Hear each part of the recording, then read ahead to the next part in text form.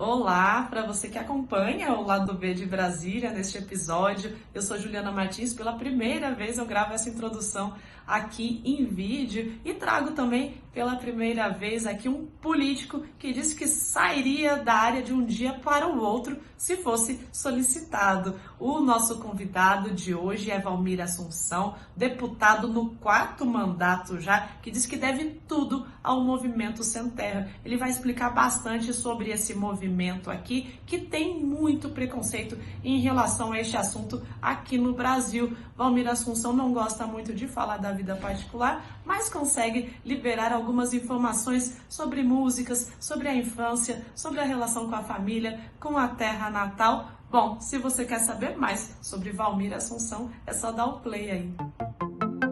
O Lado B de Brasília. Bom, obrigada, deputado, por ter recebido a gente aqui do Lado B de Brasília, aqui no gabinete do senhor. O nosso podcast é para falar da atuação fora da política. Um dos assuntos que vem ganhando aí o noticiário é a questão dessa possível instalação da CPI contra o movimento dos trabalhadores rurais sem terra, não só o MST, mas todos os movimentos organizados que fazem essa ocupação de terras improdutivas.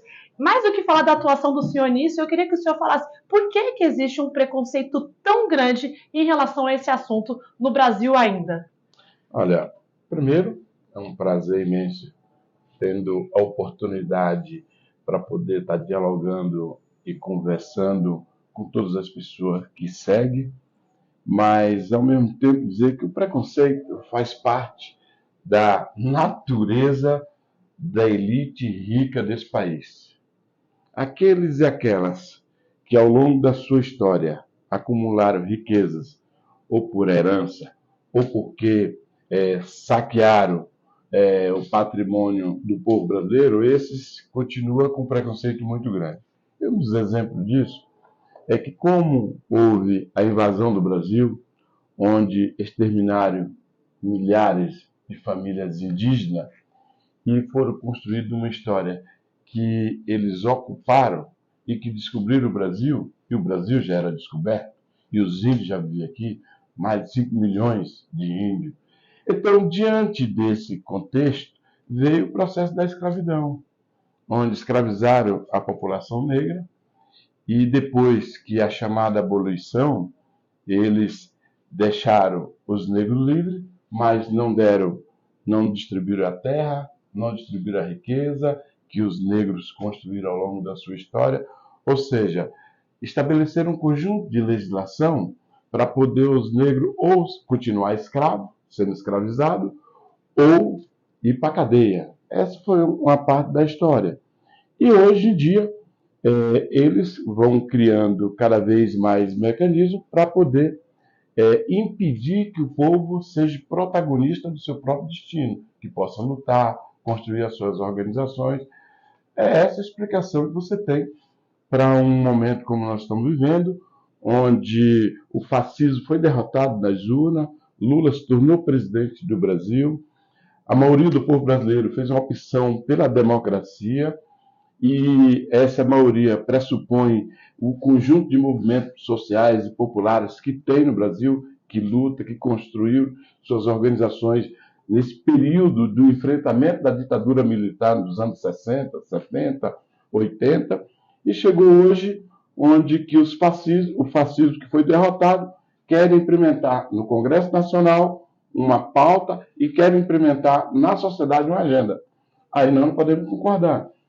Aqui na Câmara dos Deputados já teve mais de 3 CPIs contra o Movimento Sem Terra, contra os movimentos sociais, e essas CPIs nunca mostrou crimes do Movimento Sem Terra, porque o Movimento Sem Terra não comete crime, reivindica um direito. Qual direito?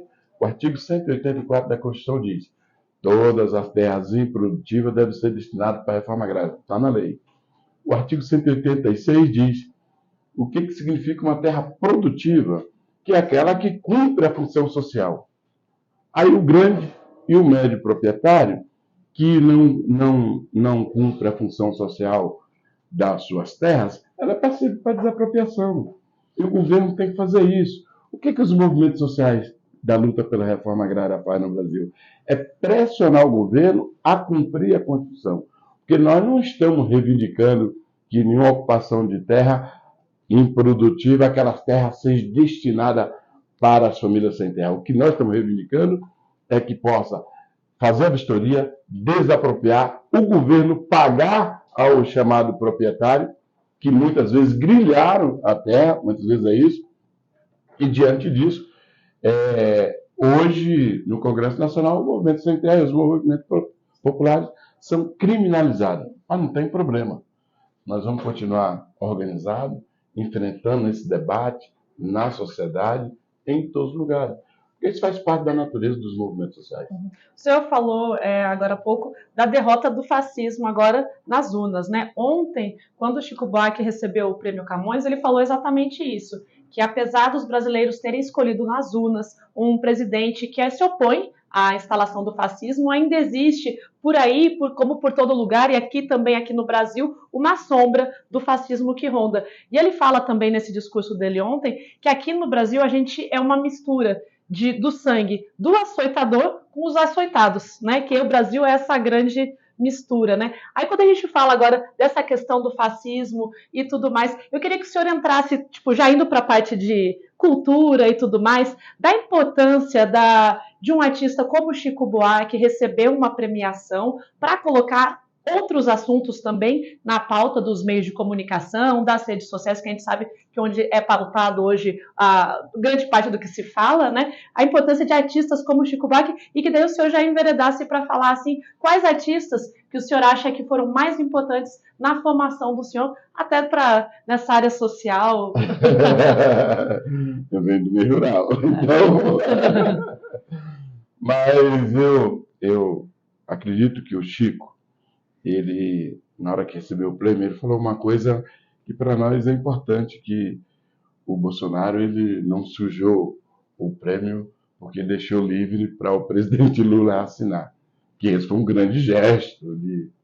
E eu acho que o Chico, além de merecer esse prêmio, além de ser um influenciador na cultura e na formação de muita gente no Brasil, sem contar a música, mas o gesto dele, o jeito dele, o comportamento dele influenciou e influencia muita gente. E isso, quando ele fala sobre o fascismo, é o que a gente tem essa compreensão. Nós derrotamos o fascismo nas urnas, nós temos que continuar derrotando ele nas ruas todos os dias, em todos os momentos. E aí é fundamental todos aqueles que lutam por democracia no Brasil têm uma compreensão de solidariedade. Tem que continuar sendo solidário com aqueles e aquelas que lutam enfrentando o fascismo. Isso é fundamental. Então, por isso que a fala do Chico e a presença do presidente Lula nessa cerimônia mostra a grandeza do Chico, mostra a importância do Chico para todo o povo da cultura, todo o povo brasileiro e no mundo inteiro, sem dúvida nenhuma, pela referência para nós, mas do comportamento político dele no processo eleitoral e na disputa política. Acho que entre os artistas, tem diversos artistas que contribuíram muito nesse processo, nesse enfrentamento. Chico, sem dúvida nenhuma, é uma das pessoas que liderou esse processo. Margarete Menezes é outra pessoa que, sem dúvida nenhuma, tanto é que é a ministra da Cultura, mas eu compreendo de que tem um conjunto de pessoas em todas as áreas, desde cultural, esportiva, nesse Brasil, que foram fundamentais para poder a gente enfrentar o fascismo, como na questão ambiental também, diversas lideranças. Fundamental, que eu acho, é que nós conseguimos, ao longo desses últimos 6 anos, ter uma liderança, que eu gosto sempre de ressaltar isso, que é o presidente Lula, preso 580 dias, resistiu à prisão, saiu da prisão com o coração muito aberto, com a disposição de unificar o país, disputou a eleição, ganhou a eleição, estabeleceu no seu início de governo uma série de programas importantes retomando, que o Brasil voltou, mas voltou o Bolsa Família, voltou mais médico, voltou uma série de políticas importantes para o povo brasileiro, ainda vai continuar voltando nessas políticas, e essas políticas vai dar capacidade a esse Brasil gerar emprego, desenvolvimento, baixar a inflação e, ao mesmo tempo, baixar os juros, que eu acho que isso é fundamental. Mas tudo isso eu acho que perpassa uma atuação muito contundente do governo com relação à cultura do nosso povo. Nós não conseguiremos mudar o Brasil, a mentalidade do nosso povo, da nossa gente, se nós não tivermos muito investimento na cultura, se nós não tivermos muito investimento na formação do povo, se nós não tivermos muito investimento no aspecto de elevar a consciência do nosso povo e da nossa gente. Porque senão o fascismo prevalece. Então eu acho que nesse processo todo que me influenciou, Zé Geraldo é um deles que ouvi desde pequeno e que, sem dúvida nenhuma, me ajudou muito, mas as questões da luta pela reforma agrária, da CPT, da Pastoral da Terra, foram fundamentais para poder eu criar consciência política, para poder cada vez mais estar motivado, sonhando, acreditando que é possível transformar o mundo com muita consciência política, com muita participação, com muita força nos movimentos sociais, sem perder de vista a importância dos partidos políticos. Uhum. Agora eu queria que o senhor falasse um pouco sobre a relação do senhor, por exemplo, com o Carnaval, festa junina. O senhor que é da Bahia, 2 festas grandes lá. O senhor tem alguma festa preferida? Como é que é? Eu gosto do São João. Isso eu acho que o São João é uma festa mais familiar. É uma festa das cidades pequenas, também das cidades grandes, mas é uma festa que as famílias mais participam no interior. Isso, a festa de São João, para mim, ela é muito marcante. Mas sempre vivi em Nova Alegria, que é um povoado lá no extremo sul da Bahia, de Itamaraju, e isso, toda a minha vida foi com essa festa popular que é muito importante para o nordestino. E eu tenho, inclusive, um projeto de lei que o dia 24 de junho deveria ser um feriado nacional, pela importância que tem o São João para o nosso povo. Mas é muito difícil passar aqui na casa pelo preconceito de uma parte do país com relação aos nordestinos, que isso é nítido, todos os dias, todas as horas, um e outro expressa esse preconceito contra nós. Mas, depois que eu fui para Salvador, o Carnaval, eu tenho participado todos os dias do Carnaval, quinta de Carnaval, sexta, sábado, domingo, segunda, terça-feira de Carnaval, sempre participo. E eu sempre digo que eu gosto muito do Carnaval porque é uma festa de multidões, muita gente. Então, isso, como eu gosto de gente, isso me atrai. E sem contar que o período de Carnaval também é um momento da política. Você participa do ponto de vista da festa, que é maravilhosa, mas, ao mesmo tempo, você pode utilizar do ponto de vista da política para encontrar, discursar, cumprimentar as pessoas, ser visto pelas pessoas. Mas a festa junina ela é muito marcante por ser mais familiar. E agora sobre religião, né? Mais uma vez, porque o senhor é da Bahia, né? E mais uma vez um preconceito. O senhor tratou dessa questão do preconceito que existe dentro do parlamento, existe no país, né? Principalmente em relação às religiões de matriz africana, né? Que são as fortes na Bahia, né? Umbanda, Candomblé, né? Por incrível que pareça, eu sou católico, meu pai foi ministro de Eucaristia, eu fui coordenador de um grupo de jovens da Igreja Católica, entrei no Movimento Sem Terra, tem a ver com os sindicatos de trabalhadores rurais, mas tem a ver com um grupo de jovens que eu participei, com a CPT, com o padre Frei Dilson, lá do extremo sul, precisamente de Itamaraju, ou seja, minha vida foi no catolicismo. Mas minha companheira, ela é do candomblé, e ela é praticante. E eu vou nos terreiros e sou daqueles que acham que as religiões é uma decisão individual de cada um. Tem que ser respeitada por todos, independente de que religião você possa acreditar.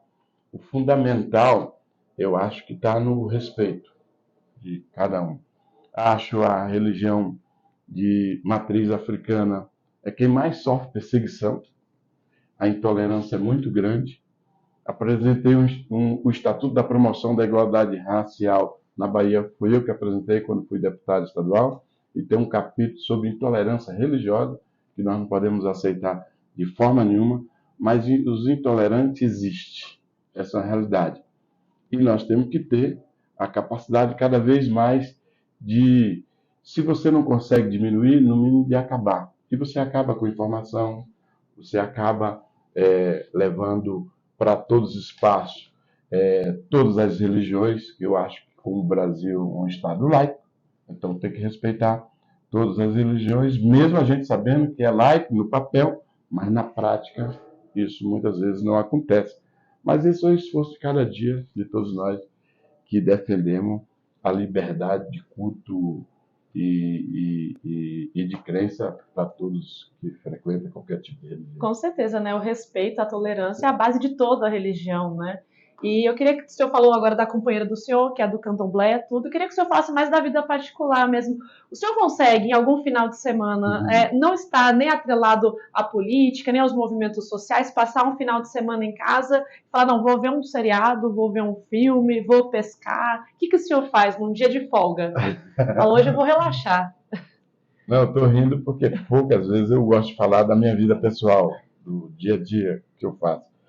Porque o que eu mais gosto de fazer quando eu não estou fazendo política é assistir o Bahia jogar. O estádio é o único lugar na minha vida assim, que eu me desligo de todas as informações. Então, assim, torço para o Bahia, gosto do Fluminense no Rio. Então, ontem mesmo, o jogo do Botafogo contra o Bahia. Fui lá para o estádio assistir. Não foi um bom resultado, perdemos, mas faz parte do futebol. Nós temos 50 títulos, campeão estadual. Então, ou seja, o esporte eu escuto mais o esporte do que a política, muitas vezes. Então, se eu estiver em casa, eu estou assistindo esporte. Então, todos os canais, tudo sobre esporte, eu vivencio isso no dia a dia. Mas é possível eu ficar em casa o dia e é difícil ficar sozinho assim, eu, minha companheira e tal, é muito difícil. Porque sempre tem os amigos, companheiro que aproveita que a gente está em casa, sabe que está em casa, vai para lá. E aí conversar sobre política, sobre futebol e a vida.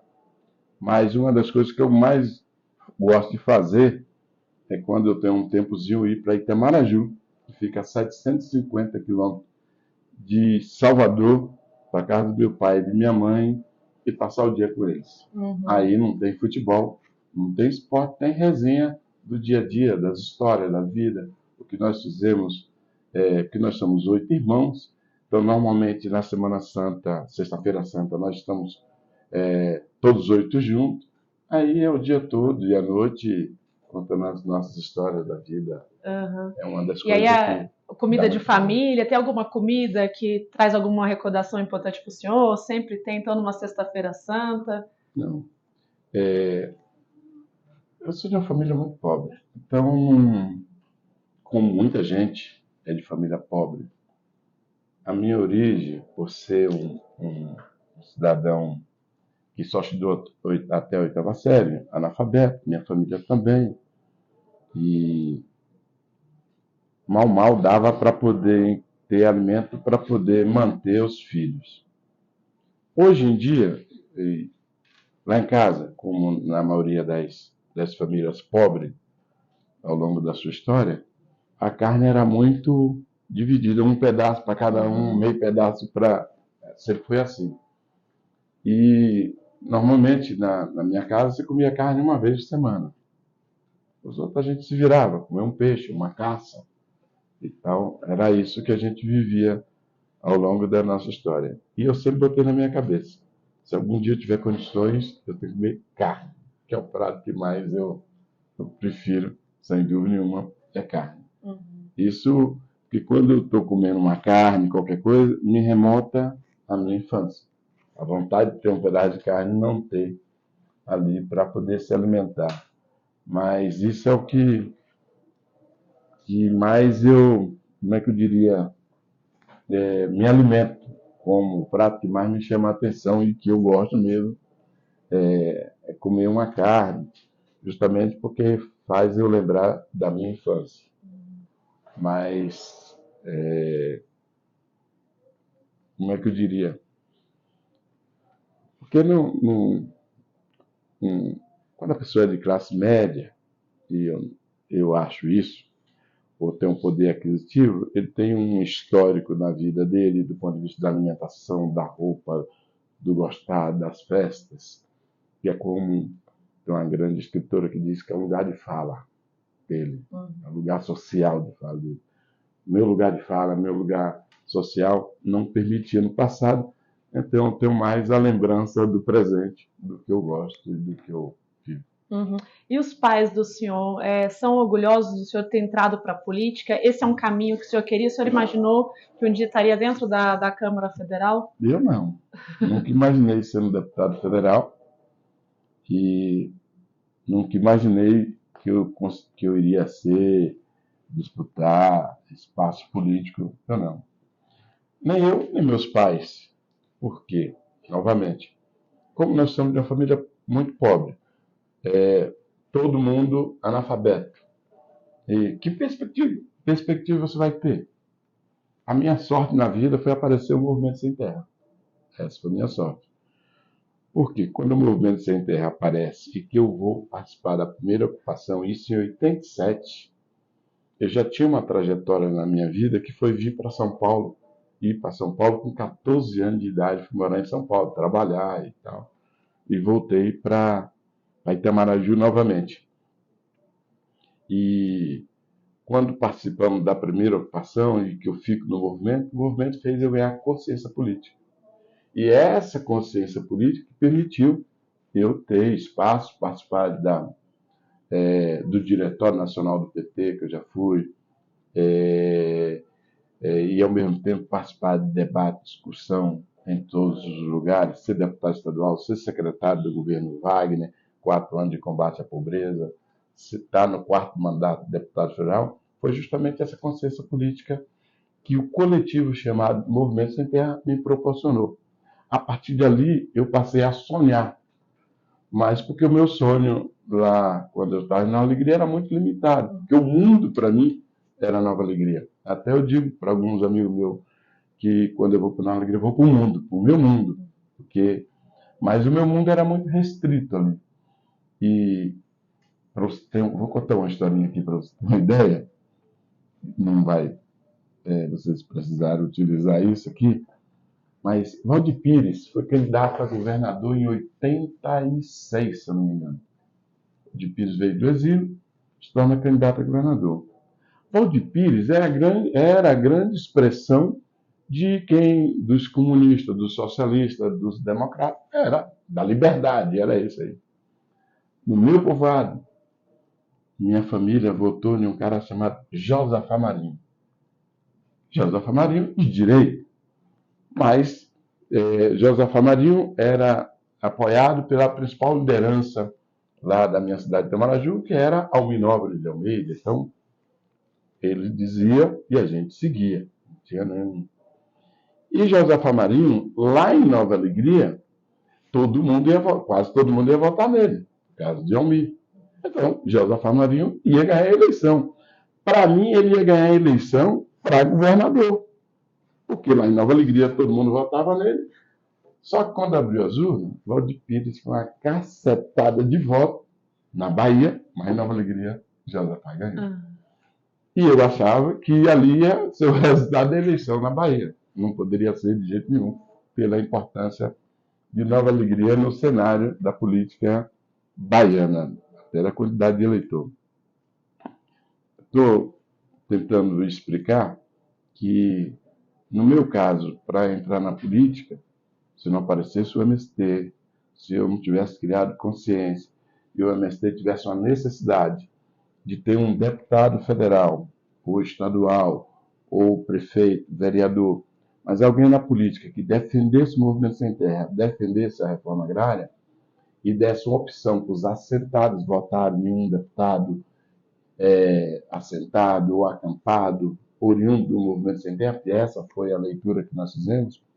Então, eu se tornei candidato por isso. Foi em 98, fui candidato a deputado estadual. e nós não tínhamos a intenção e o objetivo de ganhar a eleição, era simplesmente para marcar posição. Eu fui candidato em 98, fui o quarto suplente, tive 11 mil e poucos votos, 11.400 votos, se eu não me engano. Aí fui candidato em 2002, aí o movimento já achava que eu ganharia a eleição. E um detalhe, em 98 eu não conhecia bem a Bahia. Em 2002 eu já conhecia, um pouco mais por estar ajudando na construção do Movimento Sem Terra na Bahia. Em 2002 eu tive 24 mil votos, fiquei na primeira suplência. Assumi o mandato em 2005. Em 2006 fui candidato, tive 68 mil votos para deputado. E eu estou falando mais ou menos essa trajetória para dizer que uma das coisas que mais me orgulho na minha vida é ser militante do Movimento Sem Terra. E o Movimento Sem Terra, quando me lançou candidato a deputado, sempre teve uma desconfiança. Será que Valmir ou qualquer deputado vai se tornar deputado e não vai se afastar do MST e tal? E a minha trajetória diz que é possível você ser militante de um movimento, trabalhar coletivamente por esse movimento, ser desse movimento e ser parlamentar, ser prefeito, ser governador. Porque a diferença está no caráter, na consciência, nos princípios que você construiu na sua vida. A diferença está aí. Eu sou formado nessa organização e eu digo sempre, se o Movimento Sem Terra amanhã falar, Valmir, você tem que renunciar ao mandato, eu renuncio. A sua vida é no movimento e não na política. Isso. Minha vida é essa. Eu sou instrumento para poder defender a reforma agrária, os movimentos populares, os movimentos sociais, defender a luta do nosso povo, da nossa gente. Isso. Eu sou para isso. Eu sou de uma região, e eu vou fazer questão de pegar, o Sem Terra da minha região tem uma disputa muito grande com os povos indígenas. Muito grande. Porque é a região do extremo sul do estado, onde tem assentamentos que os indígenas acham que é deles, e são deles, sem dúvida nenhuma, e existe essa disputa, onde nós já perdemos assentamento para os indígenas e continua uma disputa para poder, em alguns lugares, eles tomar alguns assentamentos nossos. E eu digo, em todos os lugares, mesmo sabendo que isso tem um prejuízo eleitoral, mas a minha posição política, o Movimento Sem Terra me ensinou a defender quilombola, indígena e sem terra. Então, eu não posso ficar contra os indígenas, mesmo eles reivindicando uma área que, porventura, foi desapropriada pelo INCRA. Porque os próprios povos originários os índios, os indígenas. Então, eles têm o direito, mais do que nós. Nós temos direito pela Constituição. E eles têm o direito da origem. Então, ao longo da minha militância, eu não tenho dúvida sobre isso, de defender as teses, de enfrentar esse debate. E eu digo em todos os lugares que a formação política e ideológica é quem mantém você em pé. Eu não tenho condições, por exemplo, de defender o Zico. O Zico tem muito deputado para defender. À frente da agricultura. Eu tenho que defender os trabalhadores, os pobres, os movimentos, os sindicatos. Eu não posso defender interesse de rico. Isso você adquire na sua trajetória, consciência e tal. E eu nunca pensei que um dia seria deputado federal e que isso me orgulha muito. Quando eu entrei no Movimento Sem Terra, minha mãe tinha muita preocupação, porque as brigas e a disputa por terra no Brasil sempre foi muito dura, cruel, e onde os grandes proprietários sempre pagou, naquela época, jarinhos para poder tirar a vida das pessoas. E minha mãe tinha um medo que eu chegasse um dia no caixão na casa dela. Eu dizia para ela que isso não ia acontecer, porque eu nem chegaria lá, se fosse o caso. Mas nessa trajetória nós perdemos muitos companheiros, mas essa luta que a gente perde companheiro, mas ao mesmo tempo reconstrói a esperança de fazer a reforma agrária, de demarcação das terras indígenas, reconhecimento das áreas quilombola, oportunidade para o nosso povo. Isso que eu acho que é fundamental. Né? E agora, para finalizar, então, a entrevista, qual que é o sonho, o maior sonho do senhor? Pode ser na área profissional e pessoal, mas pelo que eu percebo é tudo uma coisa só. Tudo uma coisa só. Meu sonho, meu sonho é por etapa. Eu quero fazer nesse mandato o melhor mandato que eu já tive na minha vida, que eu fiz. Isso eu quero fazer. Esses são esforços que eu tenho que me dedicar. Esse é um sonho. Porque muitas vezes a gente trabalha. Não, vou trabalhar para me ser senador da República, na Bahia. Vou trabalhar para ser governador. Vou trabalhar para ser presidente da República. Mas às vezes a conjuntura do município, do estado, do país, não te permite isso. Então, eu sou um cidadão que eu, como sou católico, digo que eu sou discípulo de São Tomé.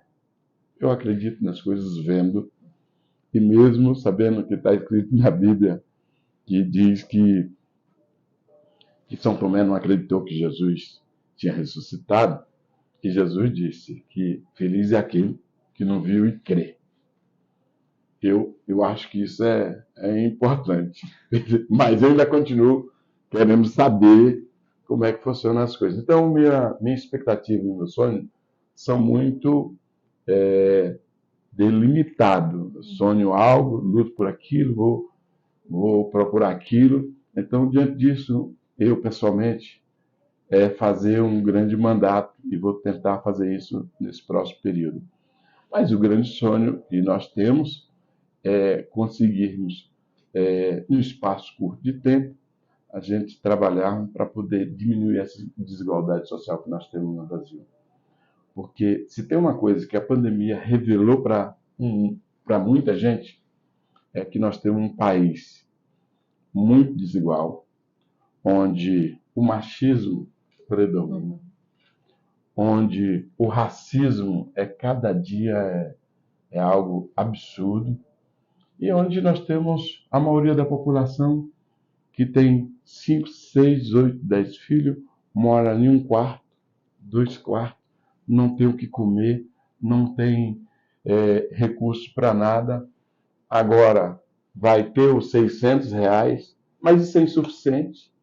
Essa é uma grande realidade. Então, o grande esforço que nós temos que ter é oportunidade.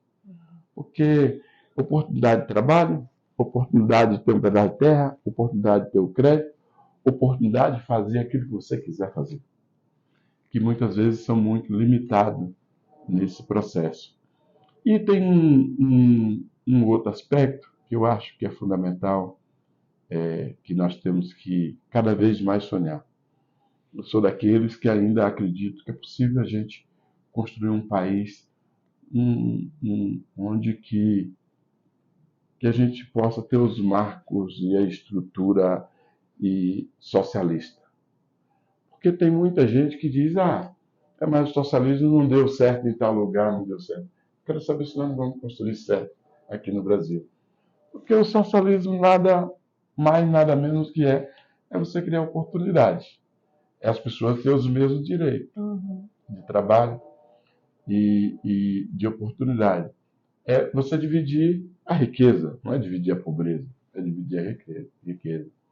É você diminuir ao máximo possível o preconceito, o racismo, o machismo.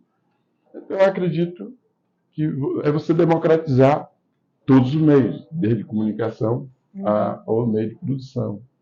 Eu acho que é possível fazer isso. E eu acho que é possível, mesmo achando que nós estamos vivendo uma conjuntura onde que a mente das pessoas, pelos meios de comunicação, rede social que nós temos, as pessoas diminuíram a possibilidade de pensar, de acreditar no coletivo, é muito no indivíduo. Esse é um problema da sociedade que nós temos que resolver, porque muitas vezes os interesses particulares individuais estão acima dos interesses coletivos da sociedade.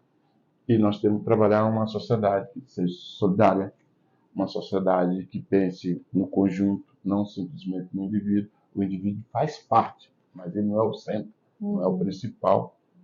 Então, mas eu acho que nós, nesse próximo período, um sonho que a gente tenha tem é que o presidente Lula possa, nesse terceiro mandato do presidente Lula, fazer um pouco mais pela reforma agrária, fazer um pouco mais pelos movimentos sociais, populares, fortalecer mais do ponto de vista da ideologia, que eu acho que isso é fundamental, até porque a direita fica falando em ideologia, mas eles pregaram e construíram mais ideologia do que nós ao longo da nossa história. Isso é que eu acho. O presidente Lula sempre diz, para saber se o pobre tem importância, vamos ver se ele está no orçamento da União. Nós estamos apresentando uma PEC aqui para saber se o negro, se a população negra no Brasil tem importância. Por quê? Para elaborar o orçamento da União, a lei estabelece que tem que levar em consideração as diferenças regionais. E nós queremos colocar a questão racial. Aí vamos ver se o negro tem importância ou não nessa nova conjuntura.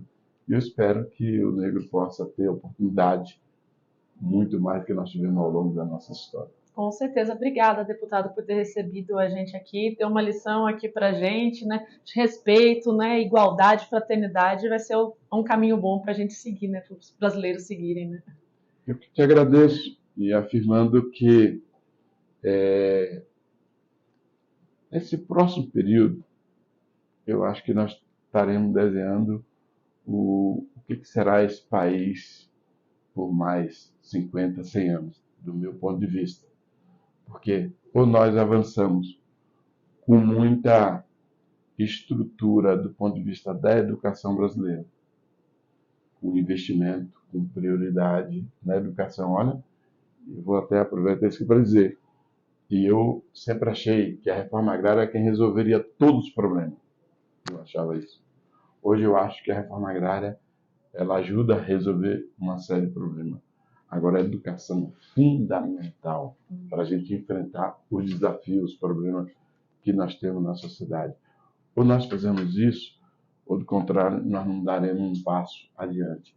E não é simplesmente a gente ter uma estrutura de escola, como em muitos estados, construindo as grandes escolas e tal. É como fazer com que as pessoas participem, vivam a escola. Porque tem uma coisa que é real.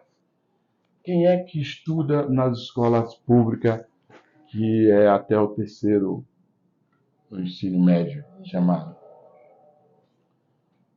Filho de pobre, os pobres, filho de mãe solteira, desempregada, família desestruturada. Lógico que essas pessoas vão ter mais dificuldade para poder chegar ao ensino superior. Vai ter mais dificuldade porque você já mora mal, sua família não tem emprego, sua família muitas vezes nem sonha com você ter oportunidade, sua família não te acompanha na educação no dia a dia, isso é uma realidade, sua família trabalha mal para poder ter alimentação. Como é que vai dar prioridade? Aí o Estado brasileiro tem que dar prioridade. E se o Estado brasileiro não der prioridade, nós vamos perder muitas gerações para o futuro. Então eu acho que esse próximo período aí, se o nosso governo, não investir muito nessa questão da educação, que tem a ver com o salário de professores, tem a ver com a escola, mas tem a ver com o cidadão. E a cidadã que tem o seu filho, que estuda, esse que é o que nós temos que cuidar, principalmente. Esse é um grande desafio. Com certeza. Obrigado. Eu que agradeço, deputado. Obrigada. Bom, aqui no lado B de Brasília, esse foi o deputado Valmir Assunção, que recebeu a gente no gabinete dele, na Câmara dos Deputados. Eu sou Juliana Martins, quem fez a edição de vídeo foi a Juliana Barcelos, que cuida também das nossas redes sociais. Segue a gente, fala com a gente, diga quem que você quer aqui nesse podcast, quais perguntas você quer fazer para um político, para uma autoridade. Bom, a gente volta em breve com mais um episódio. Muito obrigada por ter ficado até aqui.